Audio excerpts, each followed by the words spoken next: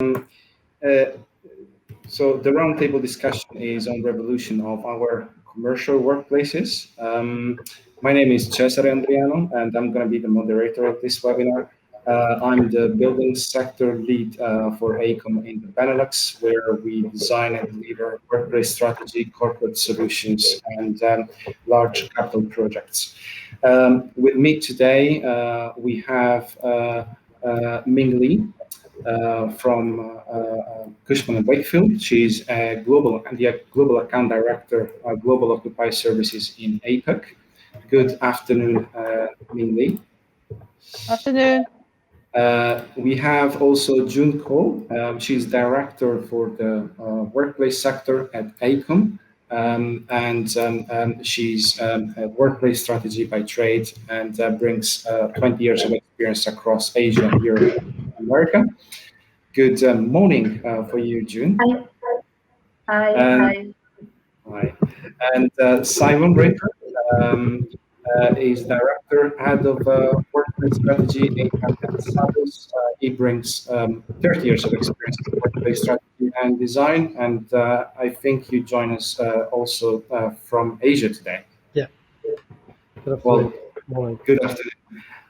Before we start in this webinar, I would like to share, if possible, my screen where I intend to share effectively. I guess you can see that.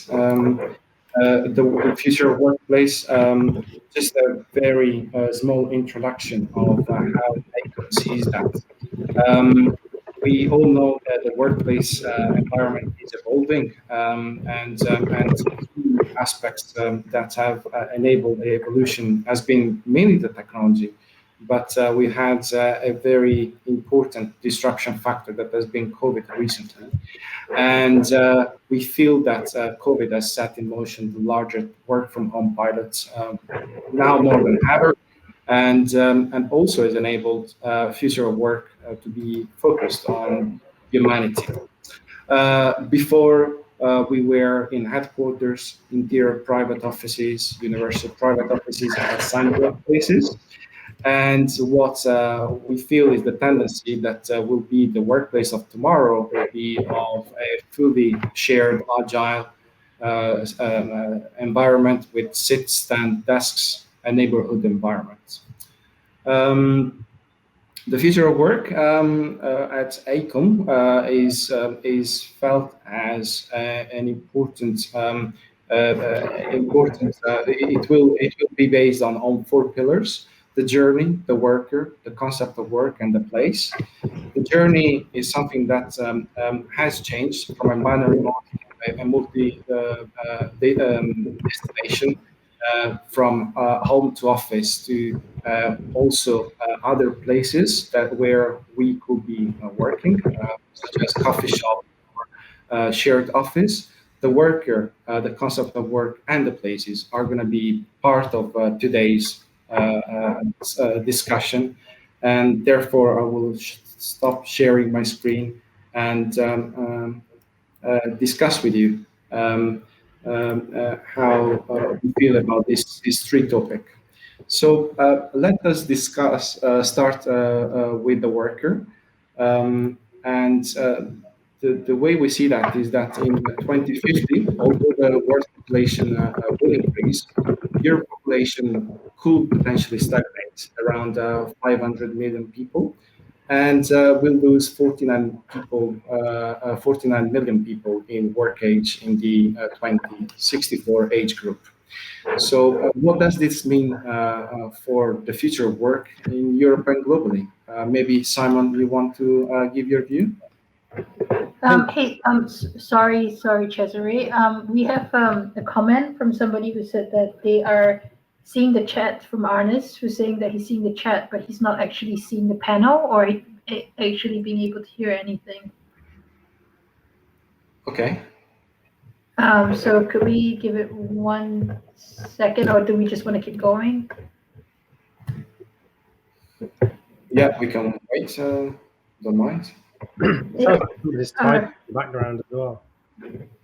Oh, okay. Somebody actually said that she's able to hear the session, so let's keep going. I think it might be just one person's. Okay. Tech.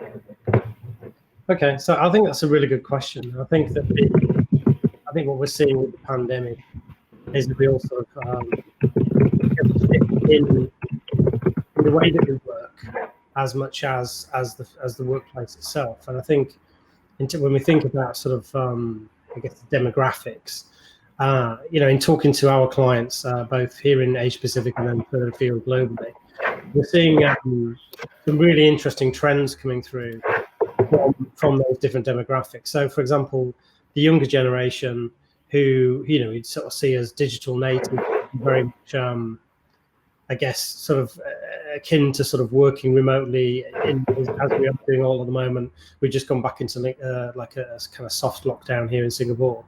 But what we're hearing from that younger generation is they want to come back to the office as soon as possible. And that's because that they typically are learning by osmosis. And so without that connectivity to their more senior peers, they're not getting the kind of same level of kind of connectivity, camaraderie, and sort of team building that they would get over Teams. So, we've all been able to work in an agile and flexible way and mobile way through this pandemic. But is it the right way going forward? And I think that the sort of the difference across those demographics is quite interesting.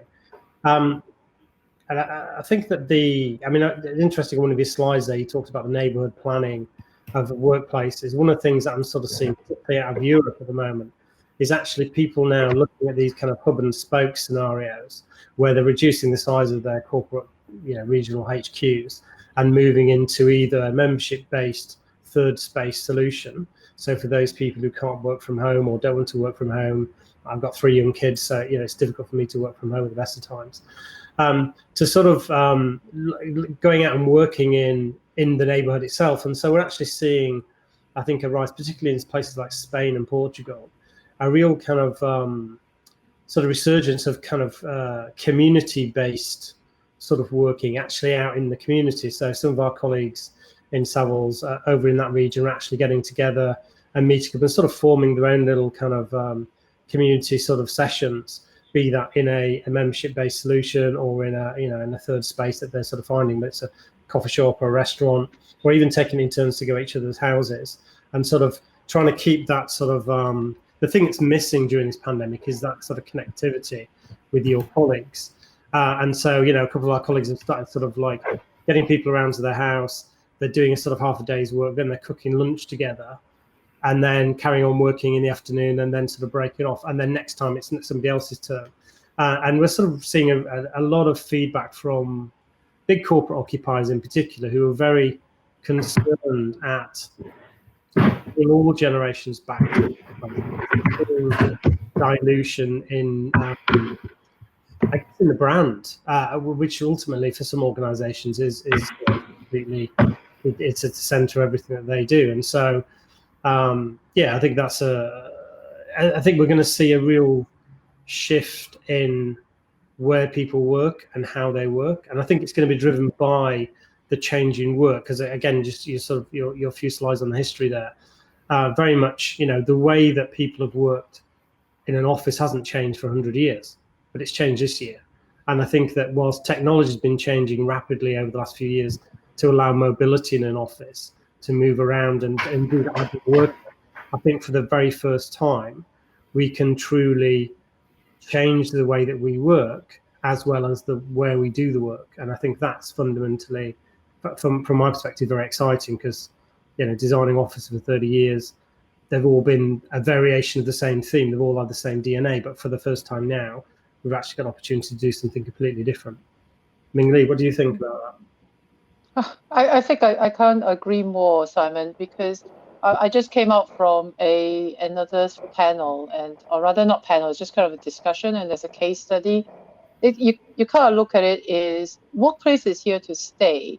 The only thing is the components that's inside the workplace starts to change, and we are evaluating is there's a survey that's done by Gensler earlier, and the results came back and say that actually senior leaders it's not opposing to work from home, but yet at the same time, they are keen to actually get the people back to the office, primarily for kind of two reasons. One is the senior leaders are still not comfortable in assessing a staff. They want to be seen with the leaders or even the staff themselves. They want to see with that.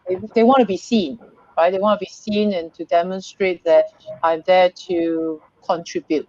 And two is sometimes you really realize the change management piece has to come in as well in order for the HR policies and HR how to handle for managers with kind of working remotely. I kind of say working remotely because it's not necessarily home. I mean, now we're confined to the house primarily because of COVID situation and the pandemic. But after that goes away, it becomes kind of part of our DNA. And it's a choice of how the organization wants to set the tone of what the workplace means. Is it a place you just have workstations and just come in and do your work, or is it a place for collaborating and at the same time to create an environment for better, what we call along the corridor conversation, right? That's one of the things that is really missing in a virtual world. Yeah, no. I had a really interesting conversation with two young people yesterday in a kind of a workshop session with a global law firm, and this was in Milan. And one of them was saying that I need to come back because I learned by osmosis. That's where I was getting the conversation from earlier. And the other one went, "Oh, that's great. Now I need to go back in." And the other one was like, they had their own little conversation in this workshop. And he said, "Well, why do you need to go in?" Because, well, if you go in and I don't, then you'll get promoted before I do. So now I have to go in because you're going in. And it was interesting how they had polar opposite perspectives, exactly the same age, I would imagine. Really interesting. But the senior leadership, they definitely wanted people to get back in. Yeah. Right, the reason to go back in is now to connect with colleagues, to do that sort of that team building, build the camaraderie, connect with the brand, and very much we've been talking about this for a while. The kind of the user experience and customer experience, the experience side of offices and workplaces is prevalent. And I think what's really interesting, like studying this over the last 12 months with clients, is that I think where we're going to now is not a reaction to the pandemic. It's just that the pandemic has brought everything forward. I think we were already on this trajectory to this new workplace and this new way of working through the phenomenon of the rise of co-working and those third spaces. I think we were going to be there in the next 7 to 10 years. I think what COVID would allowed us to get there in a year. Much faster. I mean, one of the things that you said, Simon, that I find really kind of like important is that the whole thing about work itself hasn't really changed in the last 100 years, and therefore not office design, right? But the last 12 months has accelerated like the idea of remote working. But I think another important thing that's also happening is actually like social expectations. So really around like, how we experience like work and how we learn hasn't changed much, right? Like we are still very much tied into the idea that we learn from osmosis, we learn from being together, we learn from watching. But one of the things that I think we have to be very careful about is to not overlay like our expectations of perspective onto the future generations. And I always use this example, right? I'm in my early 40s. I would consider myself to be quite tech savvy, but let's use TikTok as an example. TikTok means something completely different to me than it does to a 10-year-old. The amount of social gratification, the way they connect with other users, that's something that I don't think I could ever emulate, because in my growing up, in my development as a human being, my idea of like connections and values and collaboration is very much physical, because I've never had a digital native experience of like actually an online relationship can be equal to a physical relationship. And as we start to think that through to like, how people learn, how people work, and I think very importantly, how a person relates to the organization that they work in, I think we need to kind of like, kind of go with the perspective that relationship that a future generation, a digital native, a generation alpha can have with an organization and their peers and their colleagues without being physically together could be very different from how we are, because our generation still, I think we can't get away from this concept that physical connections, physical collaborations are superior. But that's because we've been so grounded. That's how we grew up. You know, the internet is secondary to us. But they are primary to like our kids. So that's incredibly different. Yeah, I fully agree, June.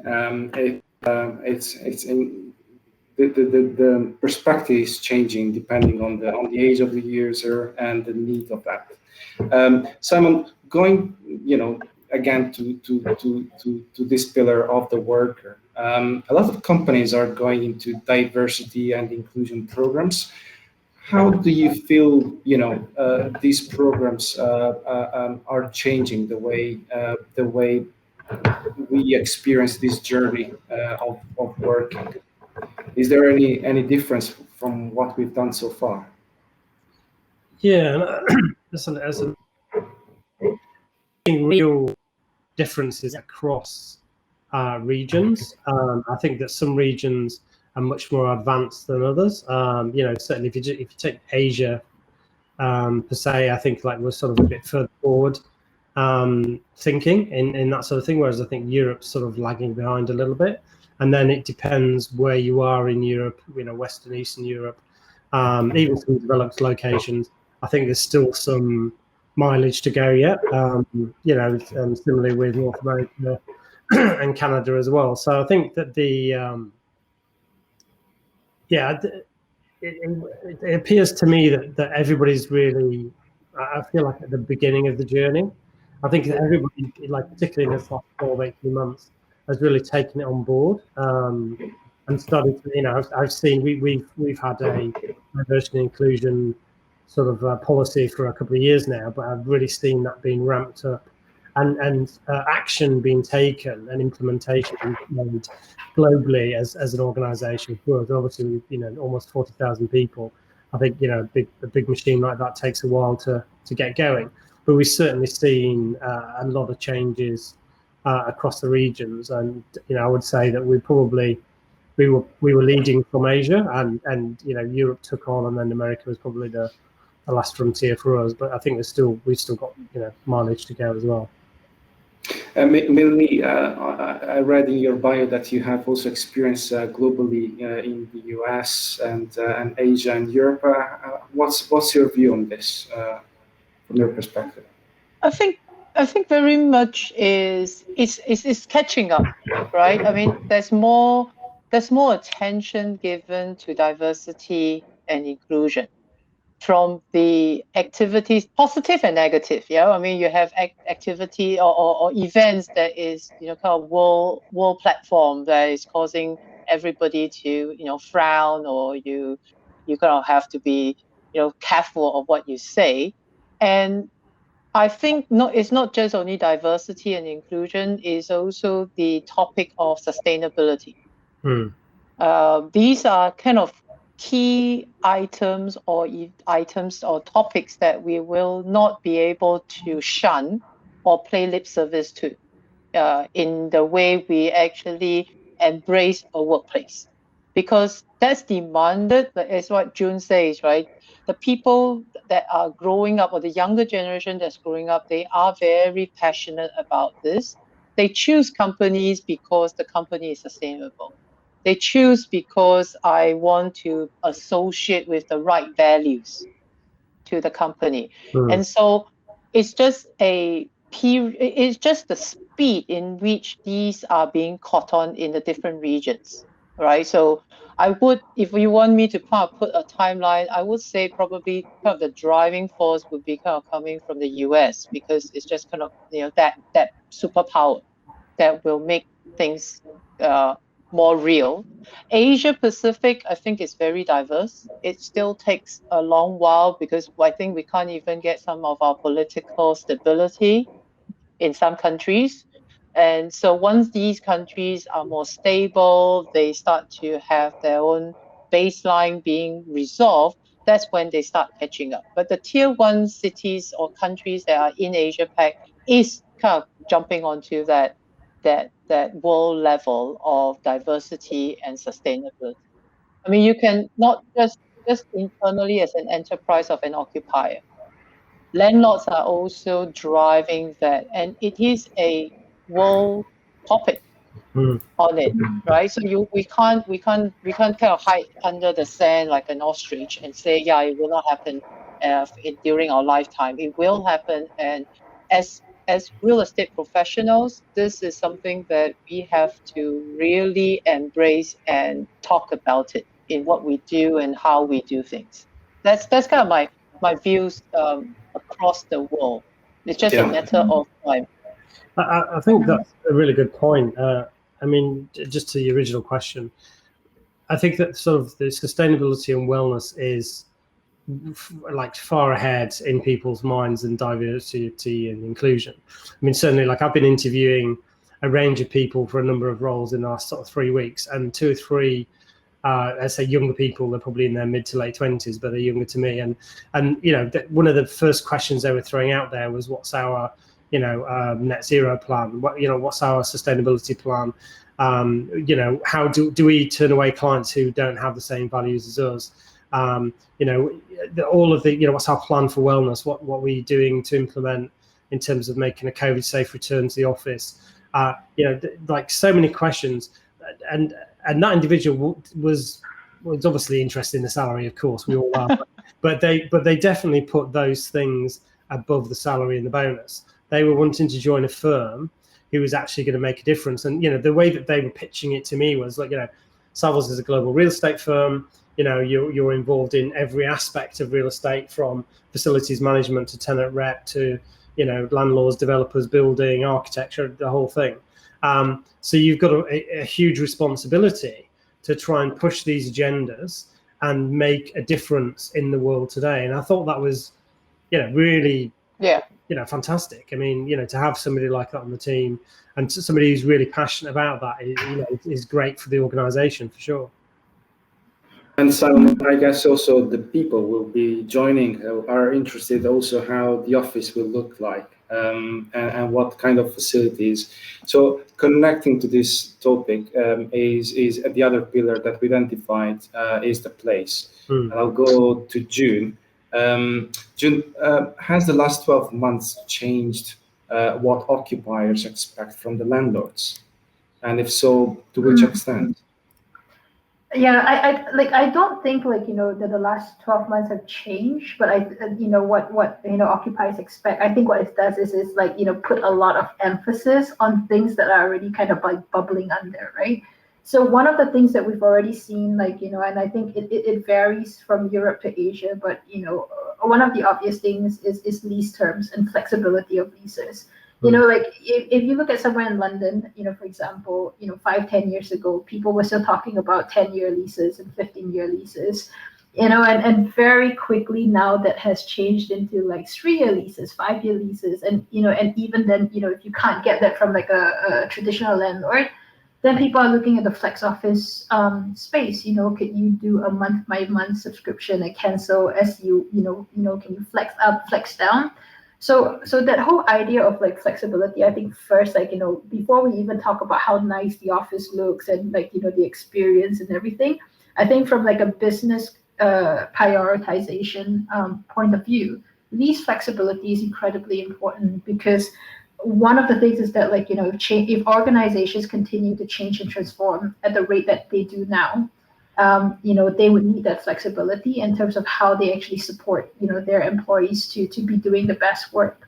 And then that topic aside, then you start to look, you look at the baseline of what a good experience feels like, and again, you don't have to go back to very far to see a contrast. 5 years ago, when we talk about experience, and well-being, people were still primarily talking about things like showers and bike storage. And I'm not being facetious here. If you look at conversations that you're having 5 years ago, people are like, what does good look like? Oh yeah, you gotta have showers, bike storage. And that conversation in just a very short span of time have become a lot more complex. So now when you're talking to occupiers or clients about well-being, about experience, it almost has become a lot more intangible and harder to grasp. And that's where the challenge is really for creating the right brief for what a client needs, because it's no longer this very black and white thing where you can name the spaces. What we're trying to get clients to do is articulate that experience. Like, what does a good experience look like for your employees, and then translating that into, therefore this is the physical manifestation of it. And it could be like gyms and the obvious, but there are other things too which I think has become really important, which is it's no longer just about the hardware, it's also about the software. So sure, like build a gym, build a wellness space, but now people are actually demanding that you put the programming and you curate the events and the software that goes into the space. And they're looking, like I would say that like some of the flex office operators have raised the bar. Even some of the developers, they've totally raised the bar on like what you can expect, not in terms of just spaces, but the curation of events from a landlord or a developer. Yeah. I mean, if I were to chime in, June, I think sure.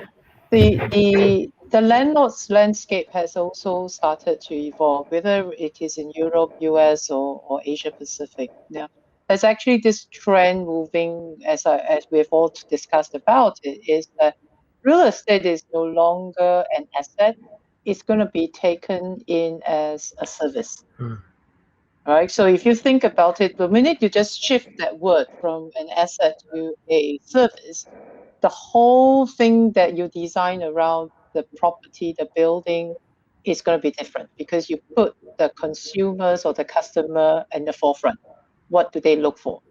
Right. So once you have that, you start to evolve around, do I give them more open spaces, or do we give them more wellness? Do I give them more facilities that will be linked, that it is like a home, right? Because why they choose to work from home, not just put pandemic aside, right? Sometimes there are benefits of working from home.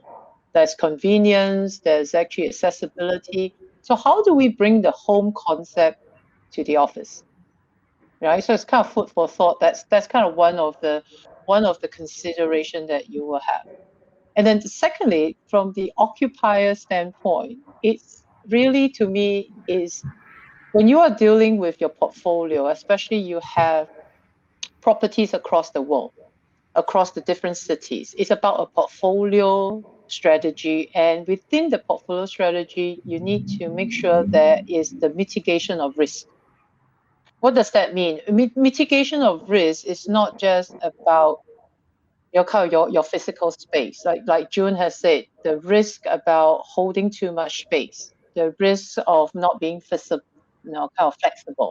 So how do I ensure my portfolio provides those kind of choices to my organization, that the business is able to flex based on my business strategy? Right? At times, you will find you deal with IT companies, they just go like a roller coaster, right? Today, they want 3,000, they bring in 3,000 people. Tomorrow, IT, they slash by half. And then after a few months later, you're about to build it and they go up again. So it's just kind of like a roller coaster. So as occupiers, we have to make sure that you are able to respond to such real estate volatility. So that's the portfolio piece that we also have to have, that links back to what the landlord can provide in terms of sustaining that need within the business. We kind of hear the banks are taking on in Shanghai big flex offices, because they really can't tell where they're heading, right? And so when they'd rather take on a bigger flex office membership curation than going in and invest in a long-term space. Or for that matter, it's about putting that kind of options to employees, that they need a docking place, right? They need a place, but the home may not be a suitable place for them to work, and now they can't get into poor thing, they can't get into cafes now. They can't even drink. Like Singapore now has got lockdown. They have to kind of find a place to work that has got a quiet space, and there are service providers that is available in the industry to provide that kind of gap. So giving those kind of options to occupiers, it's a fresh of breath air, frankly, for me. And I fully agree. Yeah, I fully agree on that. Simon, don't know if you want to add something more, but maybe also I would like to add to this, the fact that our industry in the end has been typically slower from a technological organizational perspective. So do you feel we can cope with this increasing change? How do you see that evolution coping with the need of our customers, Simon?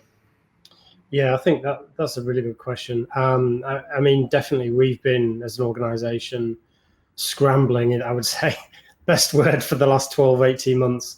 I think we couldn't predict the pandemic, but we could certainly see through our research, our research arm, that, we were sort of moving in that direction. Obviously the pandemic sort of brought that along. I think, we've got like a division called Work there that basically was originally a platform for people who needed swing space. So a big corporate occupier who was going to be, refurbishing a space, and they needed to put somebody somewhere for 250 people, 300 people for a period of time. They could go there, they could find a space that they could like swing into on a short-term basis. We're totally revamping that now to kind of bring in under that this whole membership-based thing, where you can, instead of going out to the market and Googling membership-based solutions, you can come to us and we can then give you access to all the membership-based solutions out there in the marketplace through one portal and through one kind of leasing, I guess, solution, be that whether it's a flexible lease or a long-term lease or a mixture of the two, as a lot of our clients now are sort of, dropping, say anywhere between 30 and 40% of their corporate sort of regional HQ spaces, but then taking back 15 to 20% space in flexible space in that third space. So I think that, our industry has been, and the construction industry has been incredibly slow to sort of develop. And, we've now started to get ourselves involved with like the BCA here in Singapore, and working with like the Sky Labs and things to look at new building materials, new anything really. So anything that can bring value to a corporate occupier, a user, a landlord, a building, improve any kind of like sustainability, in energy efficiency. We're investing and looking at all aspects of that, because we're so diverse in the way that we touch every aspect of a building and a real estate portfolio from beginning to end. There's nothing out there that couldn't help what we're doing. And so I think that I almost feel like we're at the very beginning of a transition to becoming more of a technology biased organization. We've seen that with DBS Bank in Singapore has gone from being a bank to a technology company, and technology companies have gone from being technology companies to banks. So Singtel, is a telecoms provider who's now got more banking solutions, telephony solutions. So, they're really, I think that, I look at our competitors as well, CBRE and JLL, Cushman's, Knight Frank, they're all, to use that word, scrambling, but they're all going through their own business transformation, and we're all at different stages in that, and we're all slightly going in maybe slightly different but complementary directions, which I think we'll see further amalgamations and organizations partnering and maybe acquisitions in the future. But certainly I think that the big thing that came out of the last sessions that we did similar to this recently was that there's a huge amount of partnerships now coming up, which was not seen in our industry as much as it is nowadays. So I see that where people feel that they need to go in a new direction, but they can't move there quick enough, or the investment's going to be too great. Let's look at who we can partner with to bring best-in-class services or goods in that area, and then let's partner with them and let's try and lock them in on some exclusivity. And that's certainly what we're doing. I'm working on a project where the consultant partners are so diverse and groups that you would never have thought would ever have worked together before are now coming together and sharing information, sharing best practices, and pushing each other on. And there's a bit of sort of rivalry there, I guess, but really truly sort of genuinely sharing and working with each other to get the best solution. I think we need to do that to stay busy, right? Things are changing. We have to or die, really, I think, is the I think it's the concept of the frenemy, right? Like I think more so than ever, like I think that's something that we all have to kind of like almost normalize. It's like, everyone's a frenemy right now. I think, because like typically our industry has always been a bit slow in terms of like, the whole digital thing. What I really, really like for us to do is almost like, leapfrog across like all the messiness that typically like digitization like entails. So this whole thing about you can kind of really see in our industry, like one building has so many people and partners working on it. So I think like actually establishing a common platform or like an open source platform is incredibly important for technology to just accelerate for our industry. Yeah, indeed. I just kind of pick on Simon's comment about competitors, right? So I just kind of say, even the residential developers are jumping into the bandwagon. They are actually offering, kind of office workspace in their condominium new development that allows people to actually work at home work in the compound that has got a proper setup, right? That allows you to actually have an office really inside your house, so to speak, inside your compound. So that's actually also seizing the opportunities of it. But one of the kind of things that is really sparkling is really kind of friends of the enemy, right? You kind of get landlords coming in together and build things that the occupiers would want, which is actually very good, because I think without their help, you will end up having to be disconnected and the ecosystem doesn't work. And so we would like to see more landlords participating in, be it whether you call smart buildings or whatever, intelligent buildings, something that you put, again, the consumer or the customer as the center. Yes. And that allows you to collect enough data to actually design your physical space as a building for the future. Otherwise, it'll be, in fact, it will be a waste of material if you have to build it and then you have to tear it down and rebuild it again. So that's one thing that I would kind of urge developers, given that this is really a real estate and building future-proof seminar. There's probably more developers that are in here that could listen to the demand side, that is, what is required, be it whether it's in Europe or in the US or Latin America or Asia Pac. I mean, these major occupiers are kind of driving standardization across the world. It's a fair point, Ming, and you were discussing also about how in a way the last pillar in the end is effectively the concept of work. A lot of companies are headquartered in Europe or US. Asian companies you are familiar with, for example, with Huawei, are expanded across the world. How will their guidelines also evolve, considering the evolution of the workplace, but also the localization needs in this sense? So there's always the constant discussion about how the organization the occupier organization is going to manage their portfolio, right? Especially in the workplace. How do I do it centrally? Do I do it on a regional basis, or just let loose, do whatever you like? The one major consideration that occupiers or enterprises look for is actually about brand.